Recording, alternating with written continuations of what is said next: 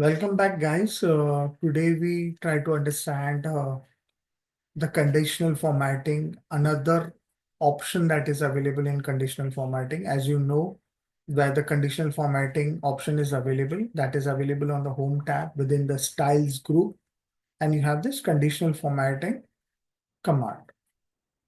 So today we are going to understand the color scales part of in the conditional formatting. Now, this is one of the option in conditional formatting. Uh, you can seamlessly apply interactive shades to a range of cells. Now, the color scales offer wide varieties or variations of 2 and 3 scale colors, like the red, yellow, green, or the green, yellow, or any combination that you want to make. There are 12 colors, each with different shades in the color scales. So if you go to color scale, there are 12 colors, 1, 2, 3, 4, 5, 6, 7, 8, 9, 10, 11, 12. Yeah. So there are this 12 colors. Now the bottom color in the color scale icon indicate the smallest value. Yeah. So this particular item, the bottom value is the lowest value, while the top color represents the highest value. Okay. So in this three color, you find green is the highest value, red is the lowest value. Okay. So in 3D scales or three colors, there are 6 options available. So we have, uh, let me show you. So we have this green, yellow, red. Then we have red, yellow, green.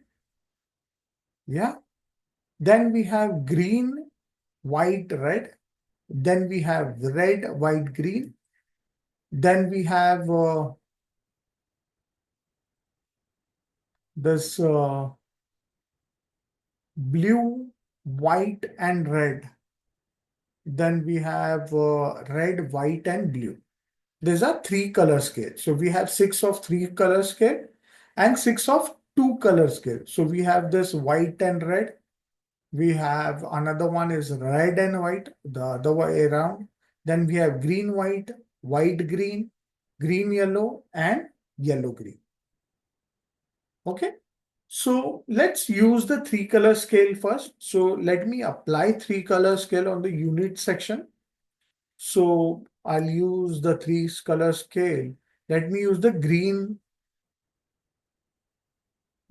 yellow, red. Yeah, so it shades the green color, which is the highest, and red is the lowest. So by clicking on it, you can see 95 being the highest, it gradually drops down its color to 90, 75. It's more lighter than lighter green. 60 is much a mix of yellow and green. Yeah. Till the last 27, which is dark red, as compared to 36, which is around orange. Yeah.